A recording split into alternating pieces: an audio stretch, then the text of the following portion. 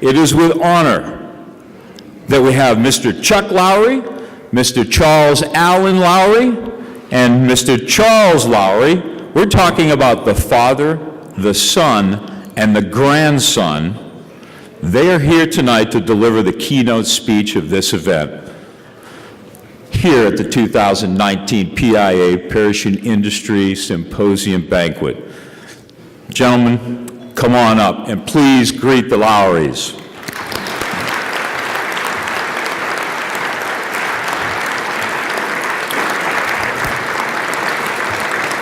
All three of these distinguished gentlemen,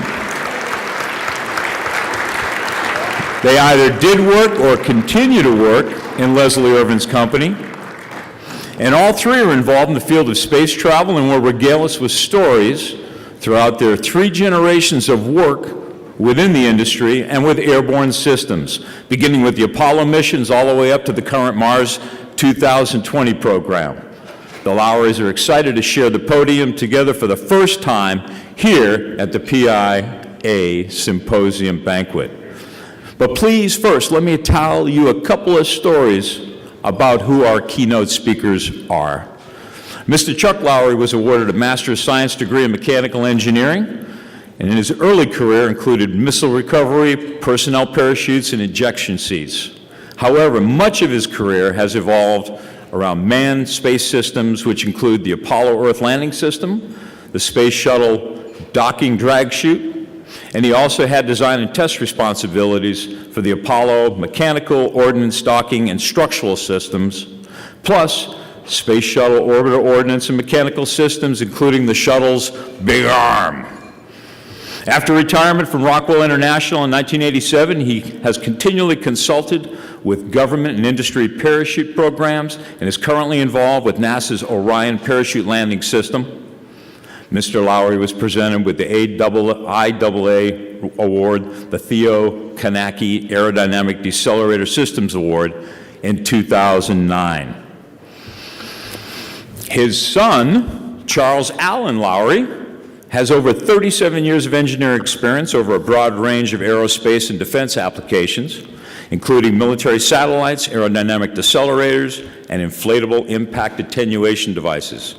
He holds a bachelor's degree in mechanical engineering from California State Polytechnic University and has a diverse work history including stress and dynamic analysis, system engineering, research and development, and program and business management.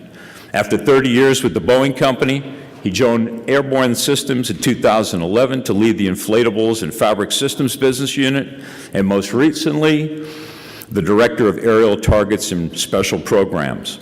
At Airborne Systems, Allen led the development of inflatable hypersonic and supersonic aerodynamic reentry decelerators for future Earth and Mars missions. Allen transitioned to an independent engineering consultant in October of 2017. And the 3rd generation Lowry, Charles Lowry, I think they like that first name, has worked at Airborne Systems for about 5 years. He holds a bachelor's degree in mechanical engineering from Cal Poly Pomona, and he's also a former member of the school's Mechanical Engineering Honor Society.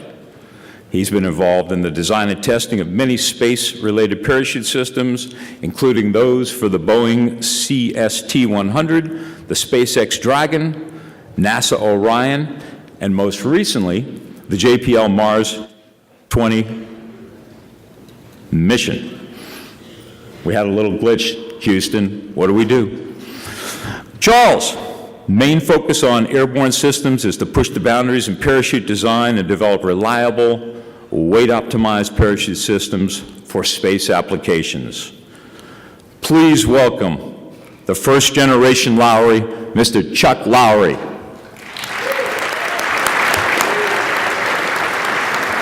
All yours, sir. Thank you. Thanks, TK, and I want to congratulate all you honorees for doing all that fine work for this organization. I want to thank PIA for inviting us. You know, we're 3 generations here. We're all having a great, good time here.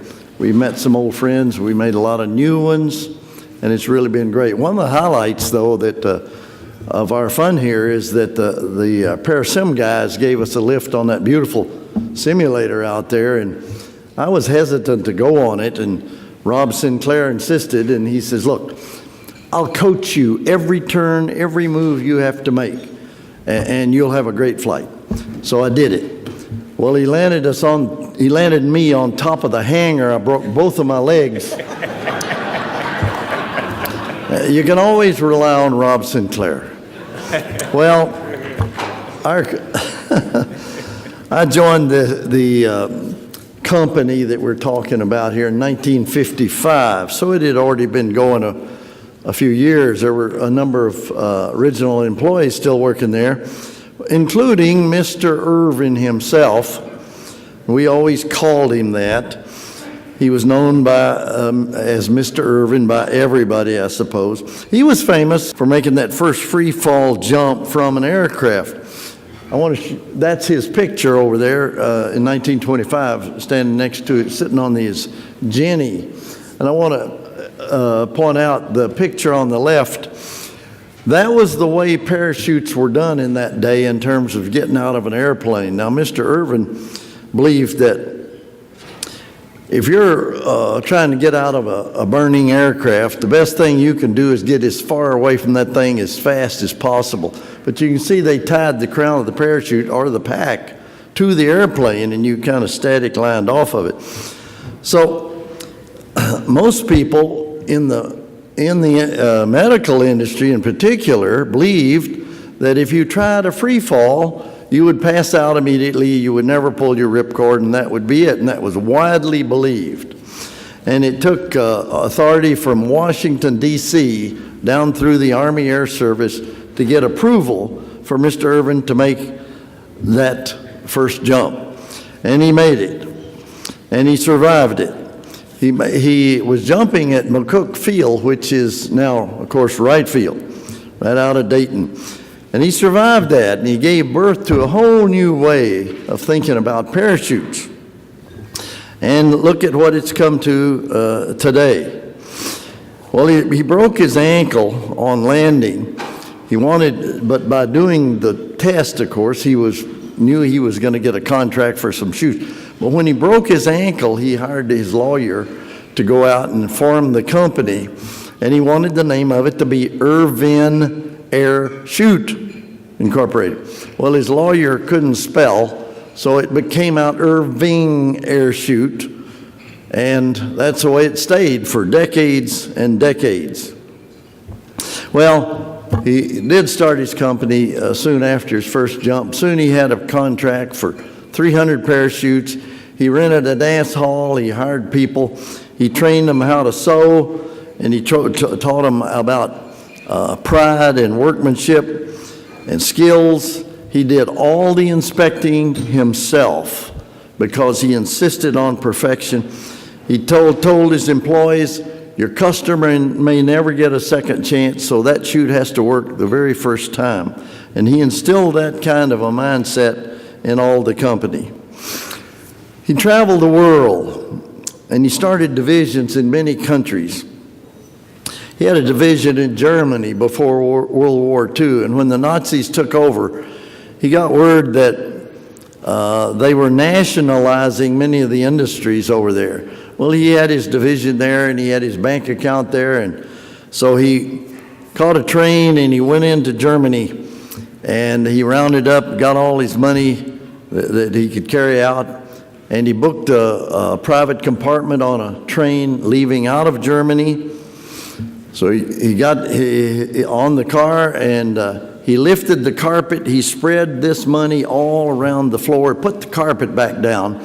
So when the soldiers came in to inspect, to be sure he wasn't carrying anything out, they never found the money.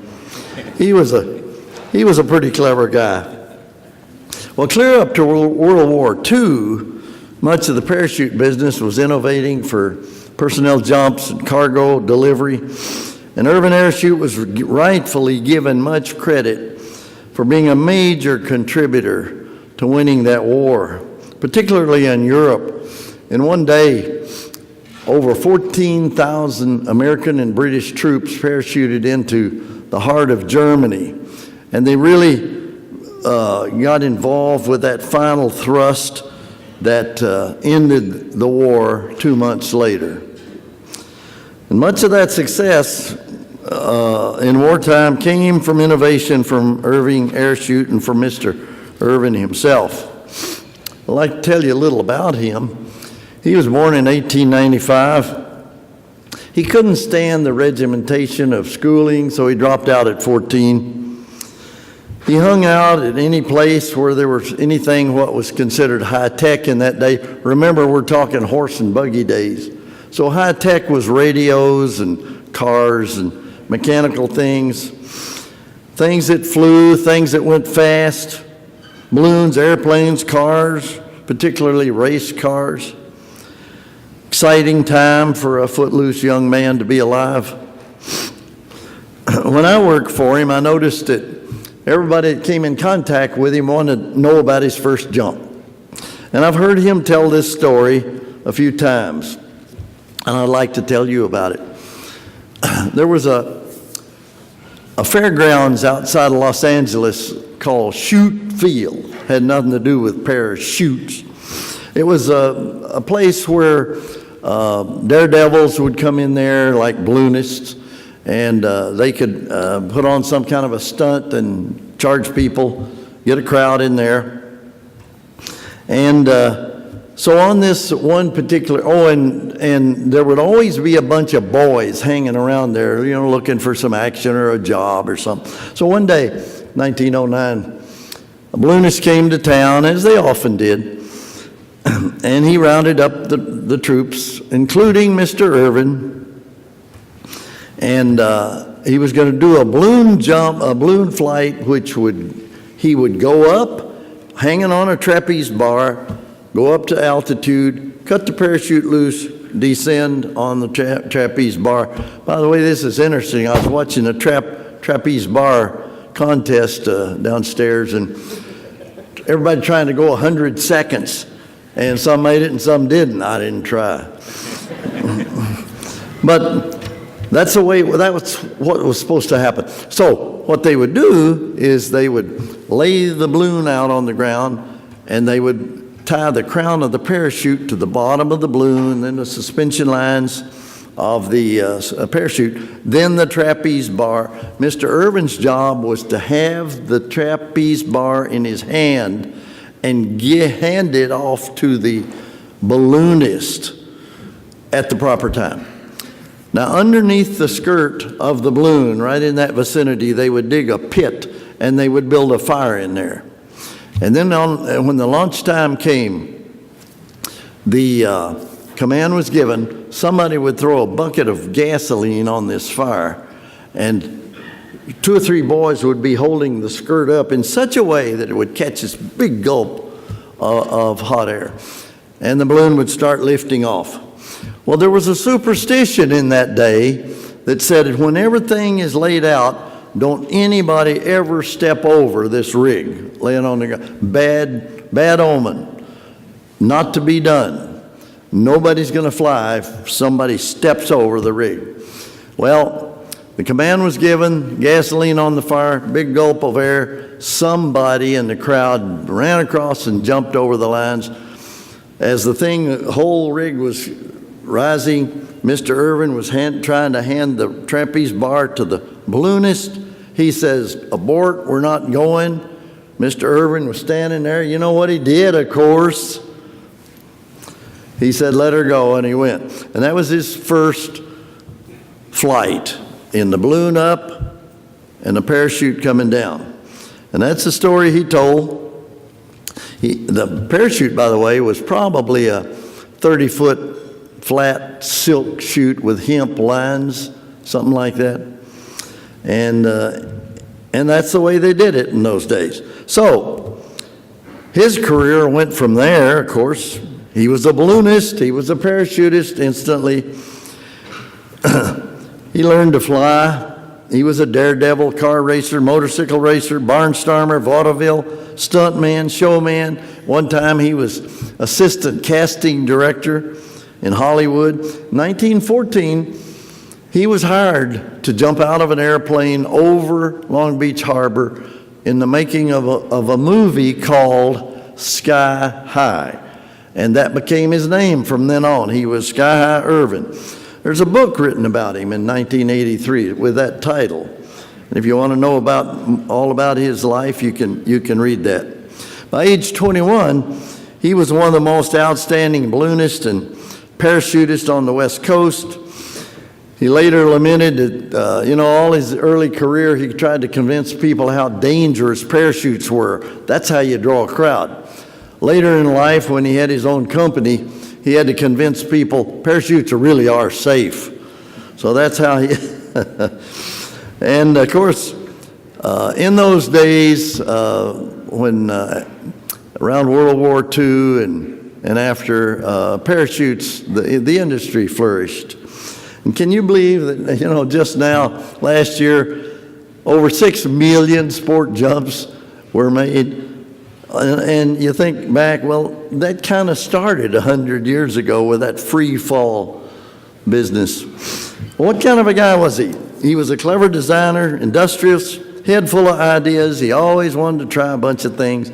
He loved to use tools, loved to work at the workbench.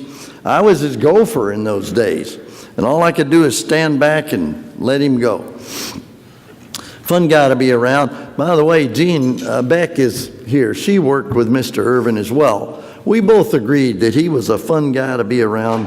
He liked people, and people liked and trusted him.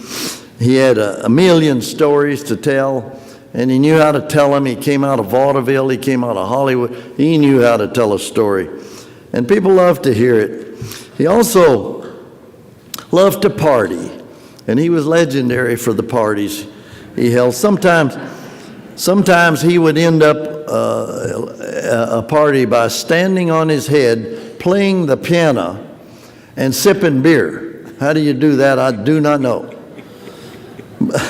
And some of our customers that would come in to meet with us in the engineering department, they would hesitate to come if they knew he was in town, because they just couldn't handle those parties, the late hours. And so that's the way he was. He was that way. He cared a lot about his employees, and I think all his employees loved him. One of the best examples of that is we brought over a young man from our Swedish division to work in America, and the kid came over. This is Mats Lindgren. Some of you probably remember him. He bought an old car, never would start. So one night, Mr. Irvin was walking out of the plant. He was going to get in his Thunderbird and go back to the hotel. He saw Mats out there trying to get his car started. Told Mats, come on, get in my car and I'll take you somewhere. Took him down to the Ford dealer and bought him a brand new Ford. And he never bought me a car, but I really appreciated the way that he treated his employees. Well, soon after World War II, he found the world was demanding high-performance equipment. The company went high-tech, and I got to work on a lot of really, give me that slide, would you? There it is. I got to work on a lot of really great programs coming out of there. I worked on personnel parachutes. I worked on ejection seats. I worked on Apollo in the middle, lower down there. On the right is the Kistler program. That's a 656-foot ring sails. We're told that's the biggest drop ever in terms of acreage. We covered Yuma with nylon that day. On the up in the middle, orbiter drag chute, the company made that. On the left is the Orion program, which many of us are working on right now. It's the NASA big new program to replace Apollo. So there's a lot going on, and I'm going to let my son Allen carry the story a bit further. Thank you, Chuck. Good evening. Well, that's my dad, and I'm very proud of him. And of course, I'm proud of my son as well. They're both parachute experts, and I don't really consider myself a parachute expert. But there's one unique thing that I can claim, and that is I'm a skydiver. Well, oh, thank you. Now, I probably am stretching the term a little bit because I'm not really skydiving there. But I did take a jump on a static line in 1984, and that was my first and last jump. And I guess I didn't go for the drug addict, deal that they presented me, as Bill mentioned, but I really enjoyed that. But I'm not really here to talk about my skydiving exploits because I don't really have any. But I love parachutes. I love parachute people, and I love the parachute culture. And I just want to talk a little bit how I got involved in it. And maybe my story is a little bit unique, but my interest in parachutes really came from being with my dad as a small child. And I remember probably 5 years old building a paraglider and tossing it out the second floor window in our house in Columbus, Ohio. And then I remember after we moved to California, because Dad was working on the Apollo program, he brought home a scale model of an Apollo capsule. And we went out in the backyard, we had a pool, and I helped him drop this model into the pool from the diving board because he was really trying to understand the splashdown, dynamics of the capsule falling into the pool. And of course, years later, just as many of you did, we watched the Apollo lunar missions on TV, and it was so wonderful to see those 3 beautiful parachutes gently bringing the Apollo capsule down and those astronauts safely to Earth. And I was proud of what my dad did to help make that happen. I also got to meet some of the legends of the parachute industry of that day in our own home. Dad sometimes had some of them over for dinner, and we had meals in our house. One in particular was Theo Kanaki, and I know, he was an author of a design manual that many of us refer to when we design parachutes.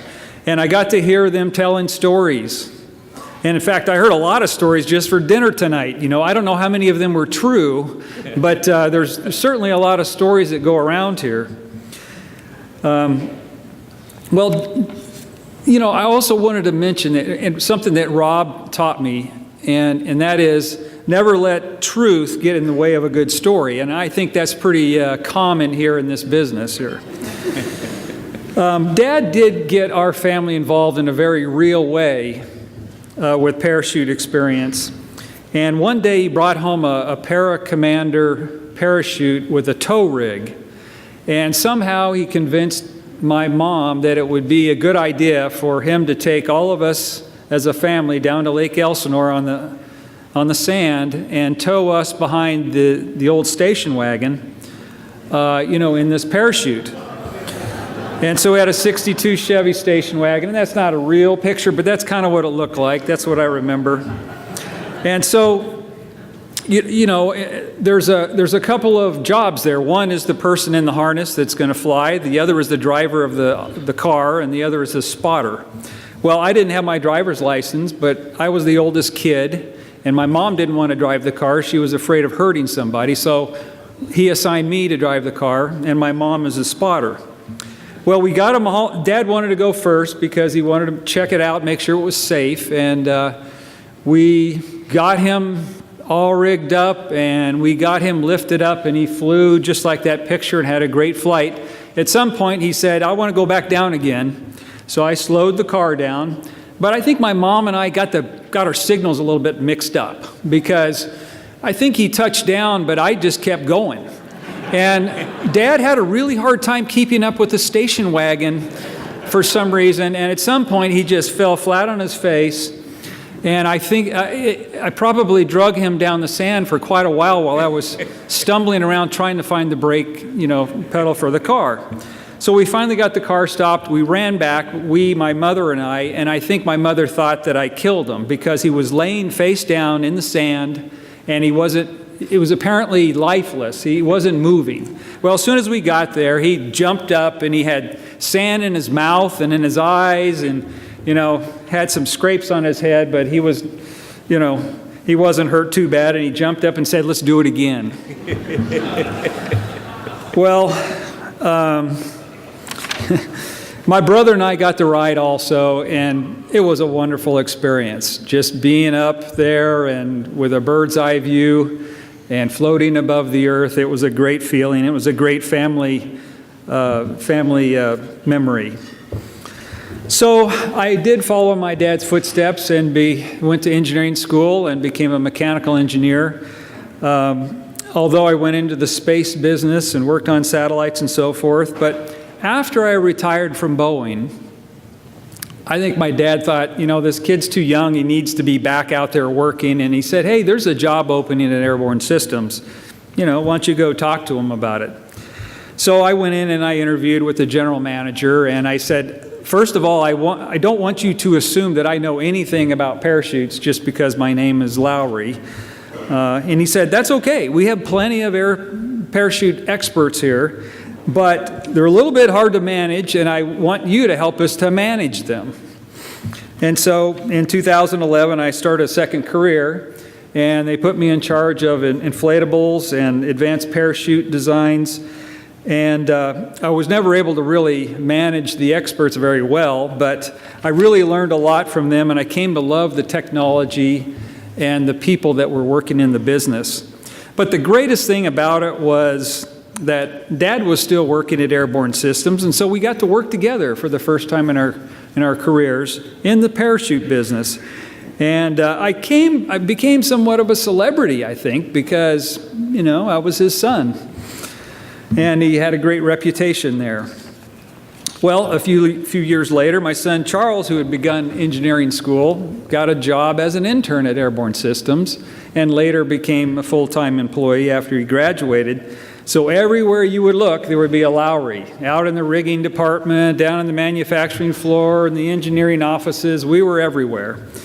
And in fact, I have to admit, Gary, you probably don't want to listen to this, but we seriously considered a hostile takeover of the company. And we were going to call it Lowry and Associates, and our tagline was going to be, we slow things down. But it never really caught on, and we kind of dropped the idea. Steal it? What's that? Steal it? You sure you can steal it? Sure. We'll talk afterwards. I'll get royalties, though, I assume. So I've had the privilege of working on some very interesting things at Airborne Systems. And what's really interesting is all of these things have a heritage back to that first, Irvin parachute and that first jump. The textiles, the design techniques, and the aerodynamics and all of that. And so I was fortunate to work on some very interesting things. High-speed weapon decelerators was one of the projects I was responsible for. Aerial target and recovery parachutes, and development of a prototype of a new thin-pack crew escape parachute. In inflatable devices, there's a picture there of a Sikorsky Blackhawk with airbags underneath, and we were developing a impact attenuation or crash protection type system for the helicopter for the Army. We also developed, improved on impact attenuation systems for cargo delivery for the military. And you can see the airbags up in the left-hand corner. But probably the most interesting things that I was able to work on were some projects we had with NASA. And it was supersonic inflatable decelerators and hypersonic inflatable aerodynamic decelerators. And right there at the bottom, you can see one of our devices on the rocket sled track at China Lake. We were testing a inflatable decelerator at about 200 miles an hour. And up in the top center is a particularly interesting program, and that's a hypersonic inflatable aerodynamic decelerator. It's about 3 meters in diameter, and we worked with NASA on this project. We built this, and NASA launched it to about 300 miles of altitude and inflated the device and then re-entered that into Earth's atmosphere. It achieved Mach 10. Mach 10, 10 times the speed of sound, about 7,000 miles an hour, about 10,000 feet per second, traveling so fast that the friction of the atmosphere generated about 1,000 degrees surface temperature, and it worked beautifully. And NASA was very happy. And from that time, they've continued to fund us, and we're continuing to develop advanced versions of this for future Mars missions of landing heavier payloads on Mars. So I love this business. It's unique, it's fun, it's exciting, but it's the people that really draw me to it. And come on, you kind of have to admit, there's some quirky people in this business. A little bit eccentric sometimes. Yeah, I'm serious. It's just from my opinion, Thrill seekers, adventurers, and I'll bet some of you have lived in a trailer at a drop zone. Who has ever lived in a trailer at a drop zone? Look at that. There's dozens of people out there. So that's dedication to the business. Oh, there's somebody even standing up over there. So there's a can-do attitude here that I see, and a lot of optimism that permeates the culture. George Bernard Shaw said that both optimists and pessimists contribute to society. The optimist invents the airplane, the pessimist invents the parachute. But I kind of disagree with George, because I think you're all optimists. Otherwise, you wouldn't get in an airplane and jump out of it with a parachute. You know it's going to work, so you're optimistic.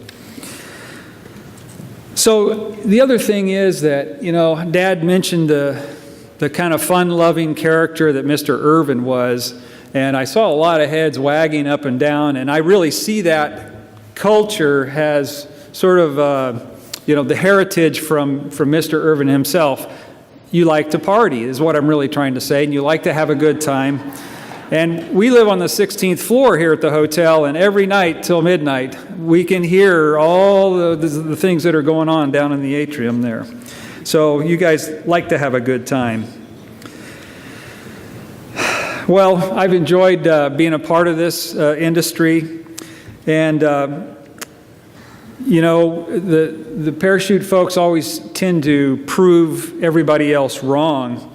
And in conclusion, I'd like to put up a quote by Neil Armstrong. And Neil Armstrong's not often wrong, but he said that in flying, the probability of survival is inversely proportional to the angle of arrival. Well, that's really true for an airplane, but not so if you have a parachute. Thank you for your time.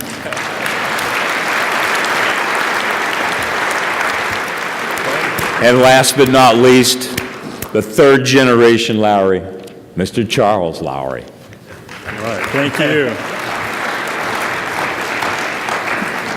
So when I started at Airborne Systems 5 years ago, I realized I had no idea what my dad and grandfather did. And I had no idea what it was going to be like to work with them. So I remember the first time I was in a meeting with my grandfather. Everybody had been discussing a big change on the NASA Orion parachute system. I don't remember exactly what. There was a lot of back and forth between people in the room, between Airborne and our customers, between experts here and experts there. And it didn't really seem like this conversation was going anywhere. I'll never forget looking over at my grandfather, who hadn't spoken a word. He had a toy robot that he had wound up that was walking across the desk in front of him. And he spoke up, and the room fell deathly silent. And he told a story, which I'll paraphrase. Now, you don't all have to listen to me.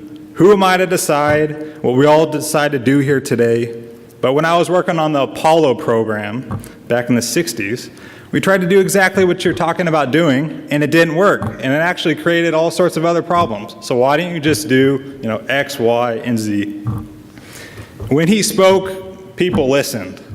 And they took what he said very seriously. And I think they ended up doing those same exact three things that he said. But before that point, I had no idea the huge amount of respect that everybody had for him. It was also at that point that I broke into a cold sweat and had this existential crisis and realized people expect me to carry on this guy's legacy.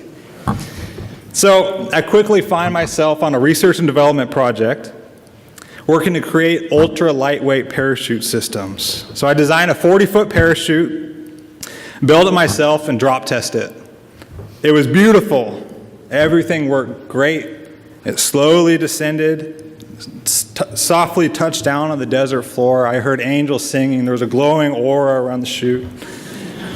I proudly strut into the airborne office and telling people of all my great success. I tell one of the more experienced guys, Brian Johnson, maybe some of you know him.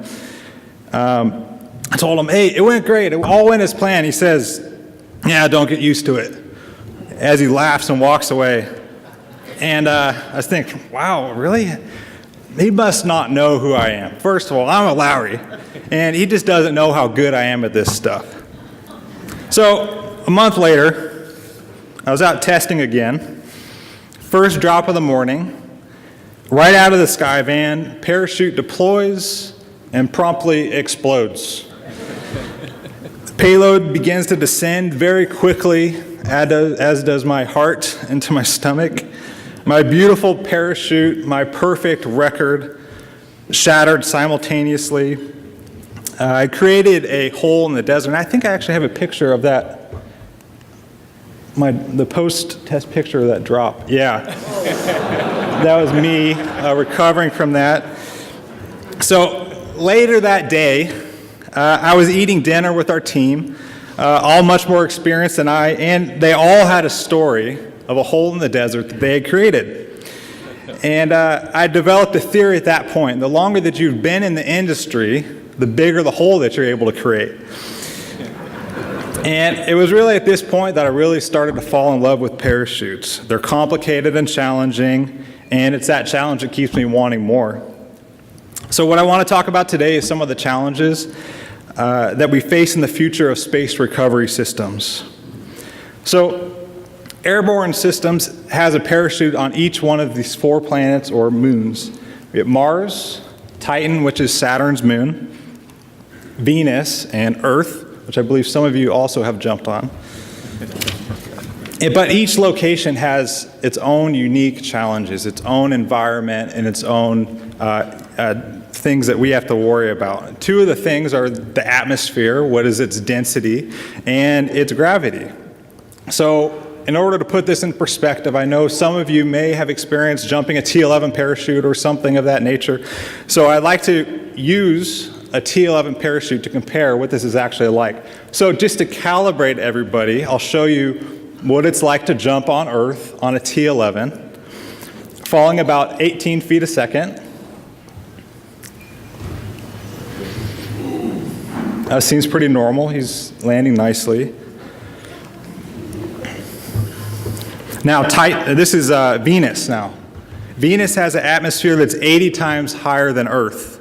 But before you want to go jump here, just know that the surface of Venus is hot enough to melt lead. But if you need a parachute, come to us, we can make you one. Titan has a very similar atmosphere, but the gravity is so low there because the planet's smaller. So you fall similar, but much, much slower. Now, Mars has a density that's 98% less than Earth. So Mars presents its own unique challenges. And the Mars 2020 parachute system is what I've spent a lot of my last couple years working on, and that's what I'm going to dive into a little bit deeper with today. So Mars 2020, it's not the first time we've been to Mars. The most recent time we were there was with the Curiosity rover in 2011, but that's now coming up on retirement. The Mars 2020 mission, which is actually just next year, will replace that rover with a new one. A couple of the major goals, there's a very long list, but I'll spare you the details. A couple of the major goals are looking for evidence of past life on Earth. They actually have a helicopter. Yeah, they actually have a helicopter on board, which is the first time they've ever sent a helicopter drone to Mars. But they also have our trial's over. They also have a drill on the rover that's able to drill into the surface, collect rocks, and stash them with the idea that it's going to be brought back to Earth. Now, see, we've sent a lot of stuff to Mars, but we've never brought anything back. And that's what the future is going to hold, whether it's a robotic mission or a human mission to bring stuff back. So the second major goal is laying the groundwork for human exploration. And this is kind of groundbreaking stuff, but you hear it more and more in the news. One thing that this rover has on it is an instrument that develops and produces oxygen on board, which humans need. So that's one of the things that they'll be testing. So because Mars is really low density, like I said, 98% less than Earth's, there has to have a really unique recovery system in order to land the rover on the ground without it becoming damaged. So I'd like to describe that with this video. So the spacecraft enters the Martian atmosphere at 13,000 miles an hour, 75 miles above the surface. The heat shield, which you see on the front there, traveling through the atmosphere decelerates the vehicle to 900 miles an hour, where the parachute deploys about 7 miles above the surface. The parachute deploys around Mach 1.5 and decelerates the vehicle to 180 miles an hour, which is still way too fast to touch down. So the vehicle, there's a lander that actually cuts away from the parachute and drops the last mile. And what it does is it hovers right above the surface. It finds the exact spot that the scientists want to land. It hovers above the surface and lands and lowers the rover to the surface using cables under retro propulsion. This seems impossible, but it's actually been done. It was done back in 2011, and this is what they're doing again for 2020.